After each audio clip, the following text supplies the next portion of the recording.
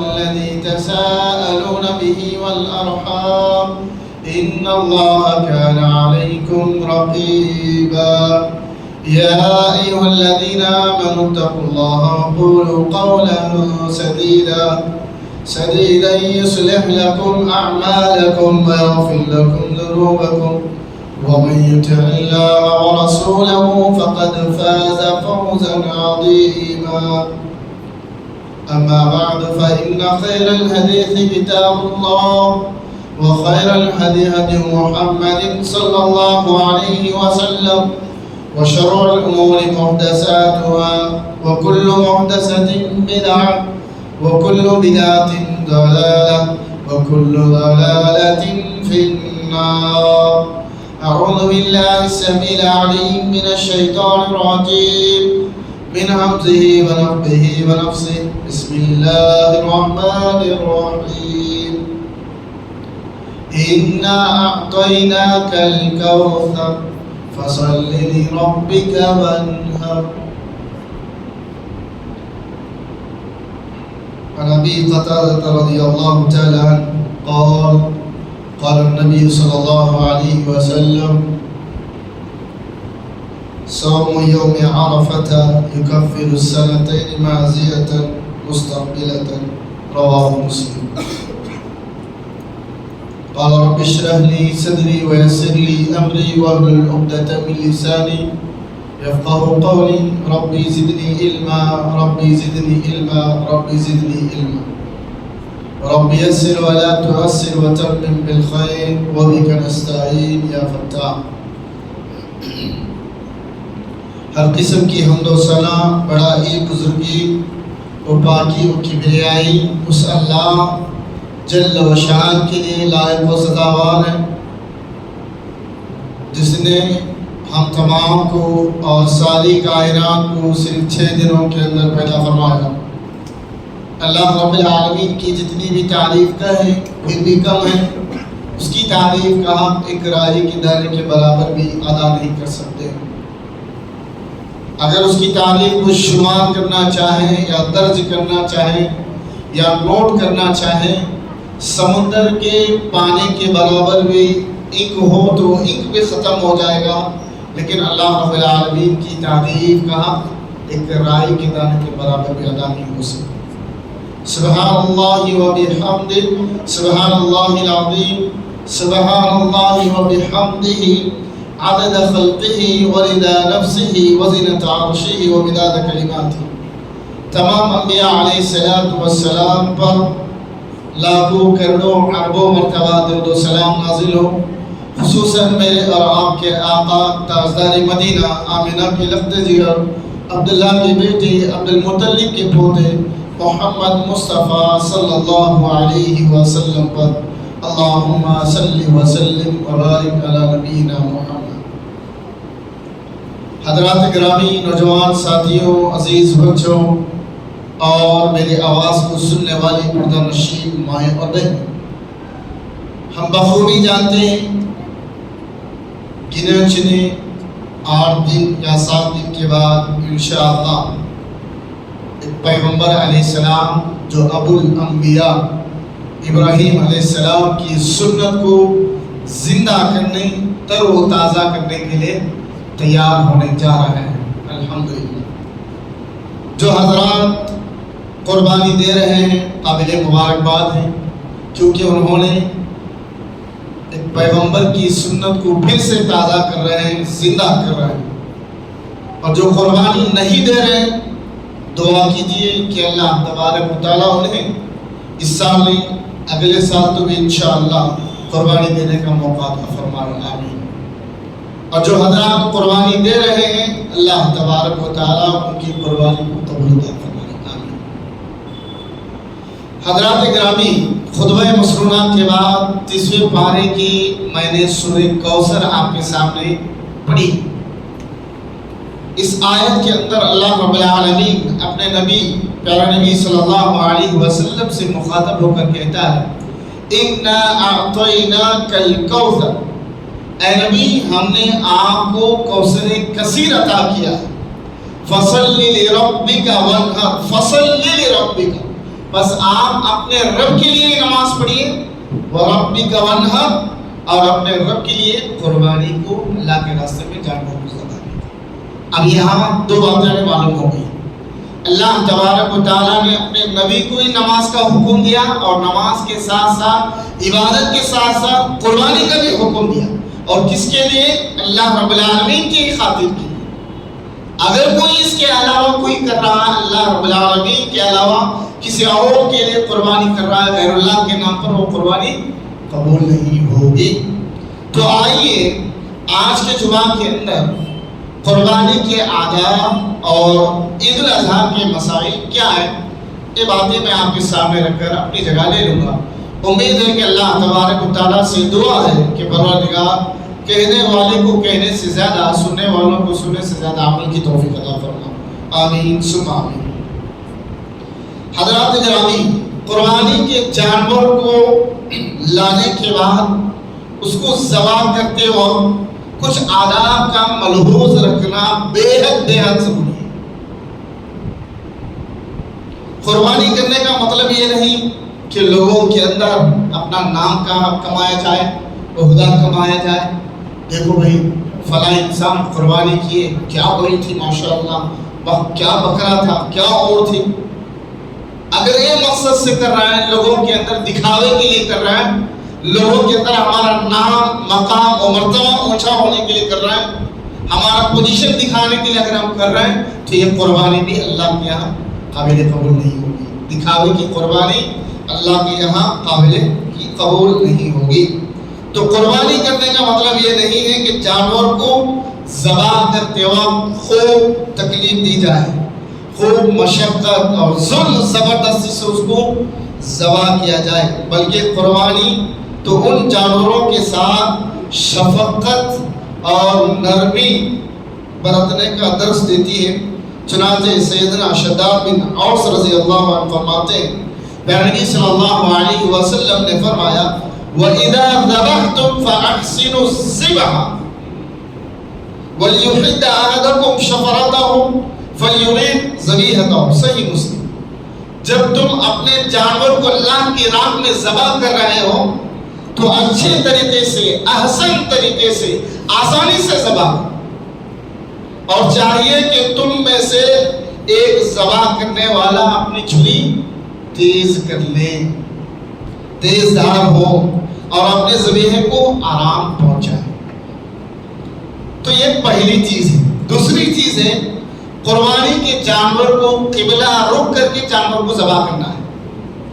قبلہ رخ مطلب کیسے؟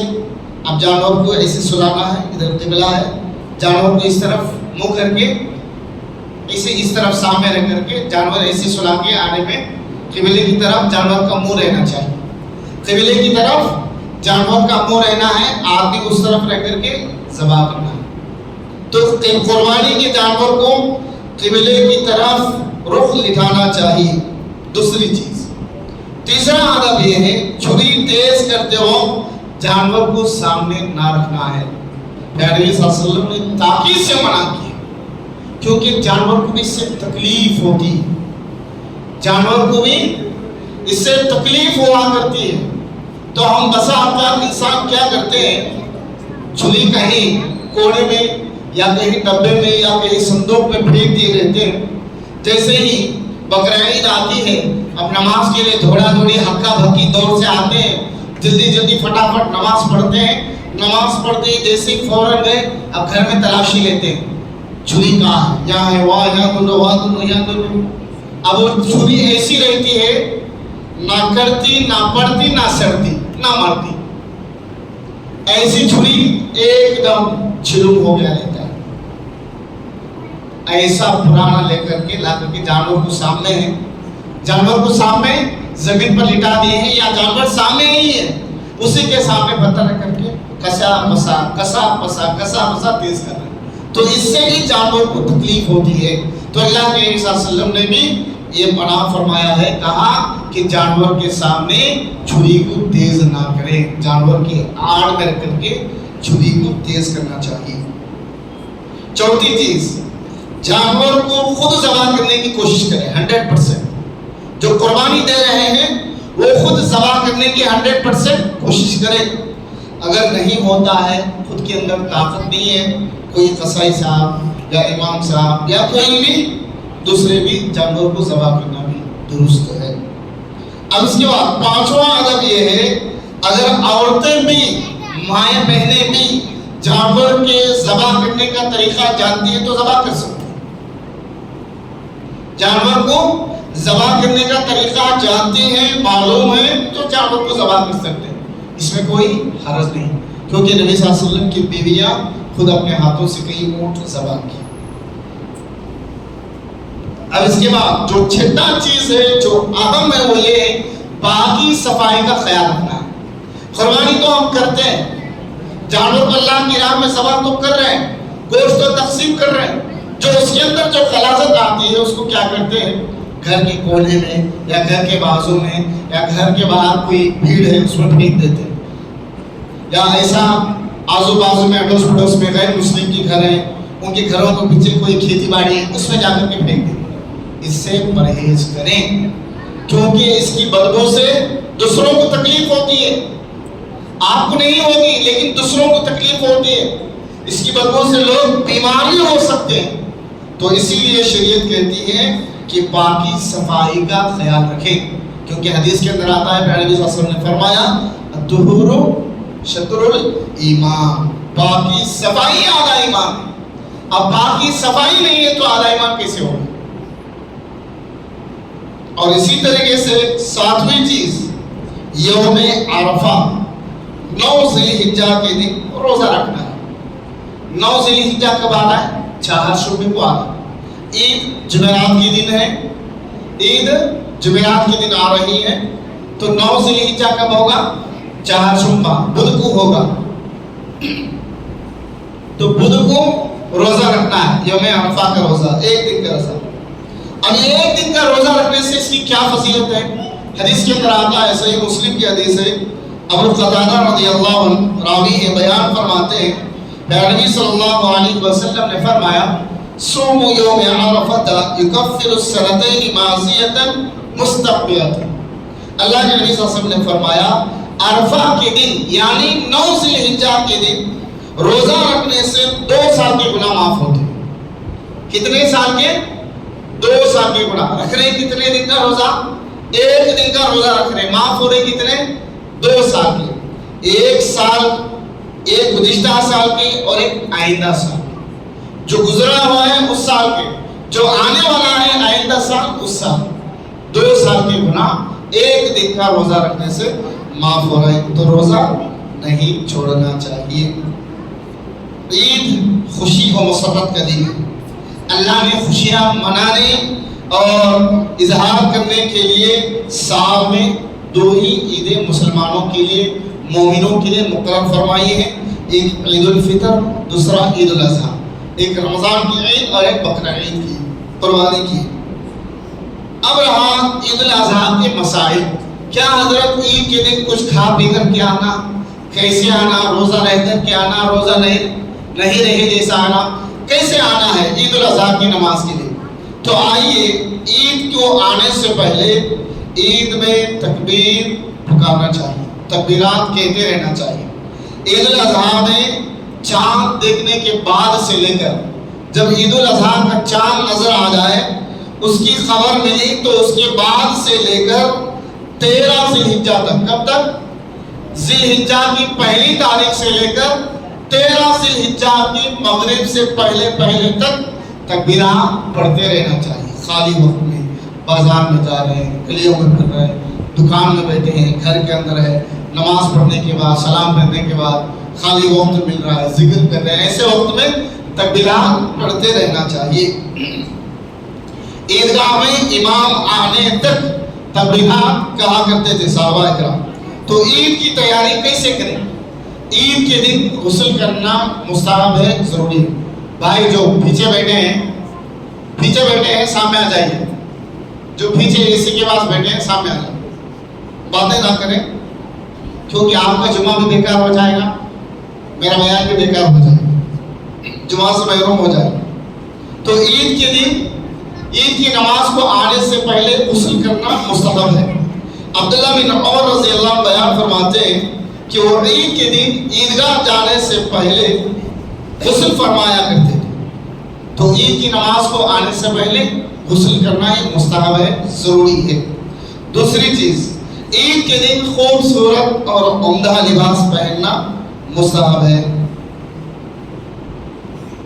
عمر رضی اللہ عنہ نبی صلی اللہ علیہ وسلم کی خدمت میں حاضر ہوئے اور حاضر ہونے کے بعد ریشمی کپڑا خرید کر لے لیے. عمر رضی اللہ عنہ نبی صلی اللہ علیہ وسلم کی خدمت میں حاضر ہوئے اور ریشمی کپڑا لے کر کے ساتھ ہی یہ بھی کہا کہ اسے پہن کر عید اور عید کی خوشیوں میں شامل ہو جائیں. تو عمر رضی اللہ عنہ نے ریشمی کپڑا لے کر کے پہن کر کے عید کی نماز کے لیے آئے تھے. تو اس سے ایک دلیل معلوم ہوتی ہے کہ ہم لوگ بھی عید کی نماز کے لیے اچھا بہترین لباس پہن کر کے آئے، خوبصورت لباس، اچھا لباس پہن کر کے آئے. بسا اوقات ہم کیا کرتے ہیں، نمازوں میں آتے ہیں تو پھٹے کپڑے رہتے ہیں، جب کہیں کسی ایم ایل اے کے پاس یا سی ایم کے پاس جانا ہے تو ایسا لباس رہے گا، ایسا لباس رہے گا، دیکھنے والا بھی سامنے یہی پوچھے گا کہ بھائی کتنے آ گئے، کتنے روپے کے بھی، کہاں سے لے بیٹے، بڑا ہے، واہ واہ. جب نماز کے لیے آتے ہیں تو پھٹا کپڑا پہن کر کے آتے ہیں، ایسا نہیں ہونا چاہیے. جب اللہ کے دربار میں آ رہے ہیں تو ہم اللہ کے سامنے کھڑے ہو کر کے نماز پڑھ رہے ہیں، گویا کہ اللہ تعالیٰ ہمیں دیکھ رہا ہے، ہم اللہ تعالیٰ کو دیکھ رہے ہیں. یہ سمجھ کر کے ہم نماز پڑھتے ہیں. تو عید کی نماز کے لیے جب ہم آ رہے ہیں یا عام نمازوں کے لیے بھی آتے ہیں تو اچھا کپڑا پہن کر کے آئیے. اب اس کے بعد آئیے، عیدگاہ کو جانے سے پہلے نبی صلی اللہ علیہ وسلم نے کھجور کھا کے، عید الفطر میں کھجور کھا کے اللہ کے نبی صلی اللہ علیہ وسلم طاقت میں آتے تھے. 1 3 5 7 طاقت میں عید الفطر کے لیے کھجور کھا کے اللہ کے نبی صلی اللہ علیہ وسلم آتے تھے. لیکن عید الاضحیٰ کے لیے کچھ کھائے بغیر اللہ کے نبی صلی اللہ علیہ وسلم روزے سے آتے تھے، روزہ رکھ کر کے آتے تھے اور عیدگاہ سے واپس ہو کر پھر کچھ نہیں کھاتے تھے. ڈائریکٹ گھر جانے کے بعد جو جانور اللہ کی راہ میں ذبح کرنے کی نیت ہم نے ٹھانی ہے، جس جانور کو ہم نے خرید کے لائے ہیں ابراہیم علیہ السلام کی سنت کو زندہ کرنے کے لیے، اس جانور کو ذبح کرنے کے بعد اس کا کچھ حصہ لے کر کے، کچھ گوشت کا حصہ لے کر کے اس کے گوشت سے روزے کا افطار کیا کرتے تھے. تو پتہ کیا چلا، عید الاضحیٰ کی نماز کے لیے جب ہم آ رہے ہیں تو کچھ کھائے بغیر روزے سے آنا چاہیے.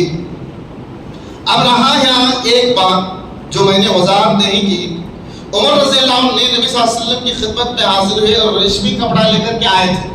تو اللہ کے نبی صلی اللہ علیہ وسلم نے انہیں انکار فرما دیا، کہا کہ ریشمی کپڑا اللہ تبارک و تعالیٰ نے مردوں پر حرام کر دیا ہے، لہٰذا تم یہ لباس نہیں پہن سکتے، اس کے علاوہ دوسرا لباس آپ پہن سکتے ہیں. حدیث کے اندر آتا ہے کہ نبی صلی اللہ علیہ وسلم کو جو سب سے پسندیدہ لباس اگر پوچھا ہے، البس البیاض فإنه اطہر واطیب. اللہ کے نبی صلی اللہ علیہ وسلم کو جو پسندیدہ لباس ہے تو سفید لباس ہے، سفید، وائٹ اینڈ وائٹ. یہ بہترین لباس ہے، اللہ کے نبی صلی اللہ علیہ وسلم کو بہت زیادہ پسند ہے.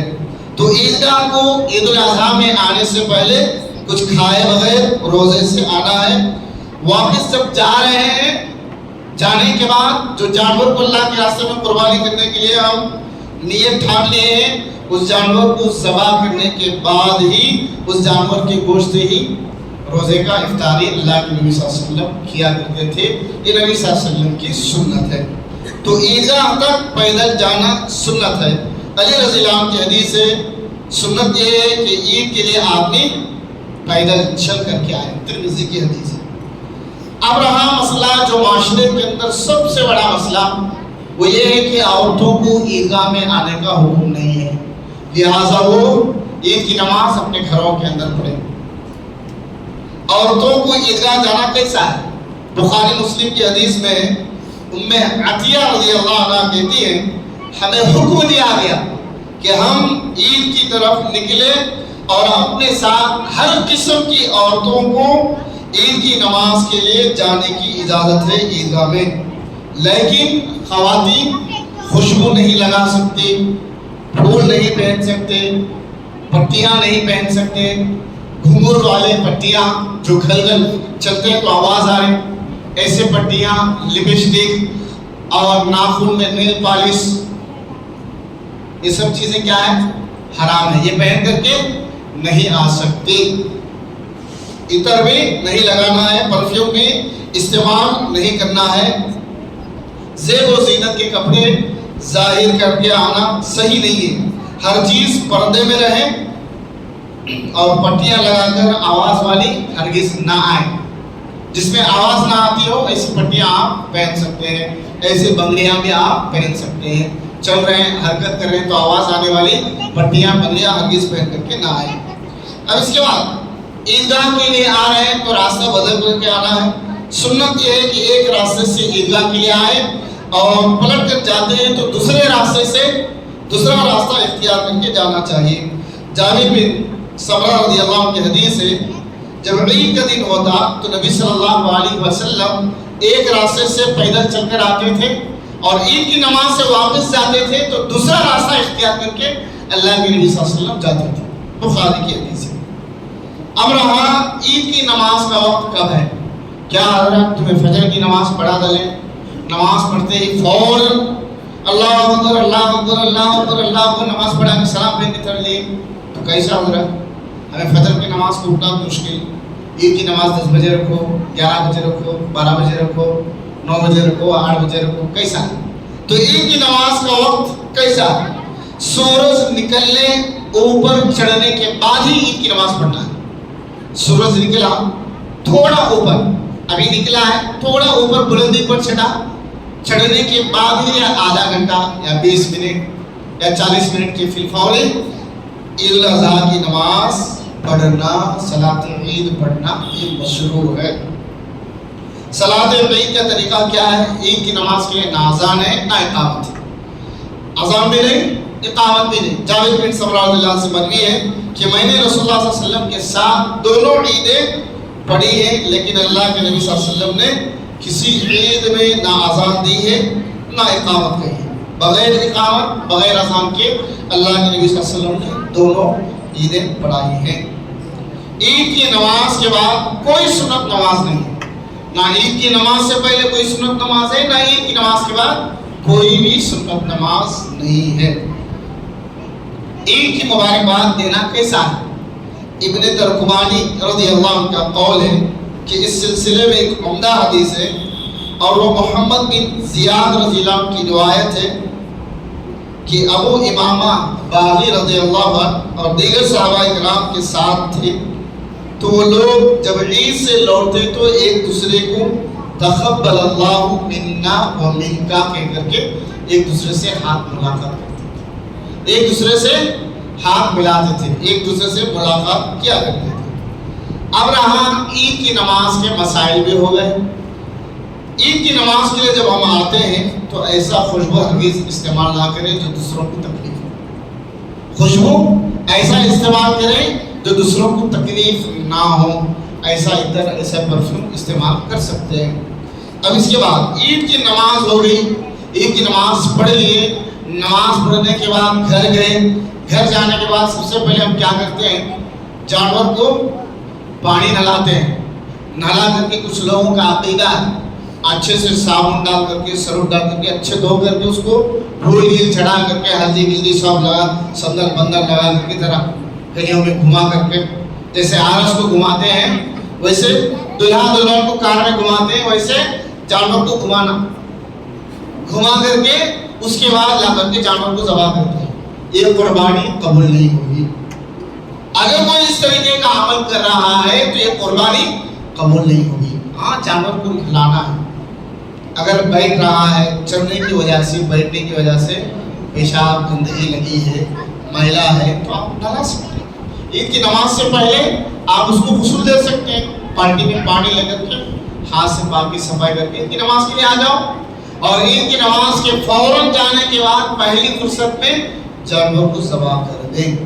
ذبح کرتے وقت ایک چیز کا یہ بھی خیال رکھیں، سامنے دوسرا جانور نہیں ہونا ہے، جانور ایک جانور کے دوسرے جانور کے آڑ میں رکھ کر کے جانور کو قربانی دینا ہے۔ ہم کیا کرتے ہیں सब ला के लाइन से रखो, एक के साथ एक के साथ एक के बाद स्टेप बाय सब लुढ़का के जाएंगे। पहले एक काट दिए, उसके बाद और एक से बाजू हटाओ, फिर और एक, उसके बाद बाजू हटाओ, लाइन से तरतीब से खड़ा करके एक के बाद नहीं काटना। एक जानवर को काटते वक्त दूसरा जानवर, कोई भी जानवर उसके सामने नहीं रहेगा। एक जानवर को हम अल्लाह के नाम में ज़बह कर रहे हैं, कुर्बानी दे रहे हैं, तो दूसरा जानवर उसके सामने नहीं रहना है, उसके आड़ में दूसरा जानवर आप रख सकते हैं। या कोई पर्दा बंदो आड़ में, पर्दे के पीछे जानवर को बांध दो, एक जानवर ज़बह कर दी, उसको बाजू में हटा दो, साइड कर दो, फिर उसके बाद दूसरे जानवर को ला करके ज़बह करो। अगर ऐसा नहीं किए, सारे जानवर सामने, सारे जानवरों के सामने एक जानवर को ज़बह कर रहे हैं, तो इससे जानवर को तकलीफ होती है। नबी सल्लल्लाहु अलैहि वसल्लम ने फरमाया इससे जानवर को तकलीफ होती है, जानवर भी अल्लाह से शिकायत करते हैं। तो लिहाजा इससे भी परहेज करें। कुर्बानी कर रहा है तो काबिल मुबारकबाद है, कुर्बानी करते वक्त इन सारे आदाब का ख्याल रखना बेहद ज़रूरी है। अगर कुर्बानी के अंदर हमारी नीयत इखलास नहीं है, लिल्लाहियत नहीं है, अल्लाह के लिए नहीं है, किसी और को दिखाने के लिए, तो कुर्बानी कबूल नहीं होगी।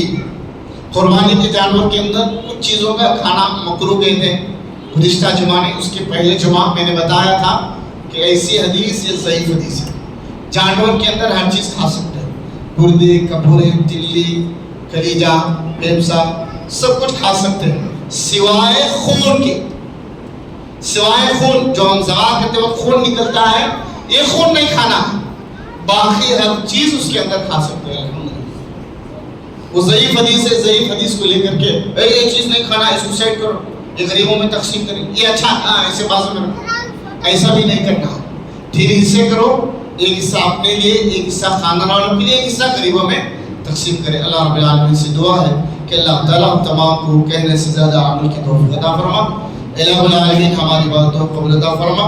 इलाहुल आलमीन जो भी हम तेरी राह में कुर्बानी कर रहे हैं, इलाहुल आलमीन हमारे इन कुर्बानियों को तू कबूल अता फरमा। इलाहुल आलमीन जो भी नेक अमाल हम कर रहे हैं, इलाहुल आलमीन हमारे नेक अमाल को कबूल अता फरमा, हमारी बातों को कबूल अता फरमा। इलाहुल आलमीन हम में से जो बीमार है उन्हें शिफाए आजिला कुल्ली नसीब अता फरमा। इलाहुल आलमीन हम में से जो बेरोजगार है उन्हें रोजगारी से मालामाल अता फरमा। इलाहुल आलमीन जहाँ कहीं भी मुसलमानों पर जुल्म हो रहा है, सताए जा रहे हैं, मारे जा रहे हैं, पीटे जा रहे हैं, इलाहुल आलमीन इन ज़ालिमाना जुल्म से हम सब की हिफाज़त फरमा, सारी उम्मत मुस्लिमा की हिफाज़त फरमा। इलाहुल आलमीन अचानक आने वाली फितनों से, अचानक आने वाली मुसीबतों से, अचानक आने वाली बलाओं से, अचानक आने वाली बीमारियों से हम सब की हिफाज़त फरमा। आमीन। बारकल्लाहु लना व लकुम फिल कुरआन वल आयाति व ज़िक्रिल हकीम इन्नहु तआला जवादुल करीम मलिकुल गफूरुर रहीम।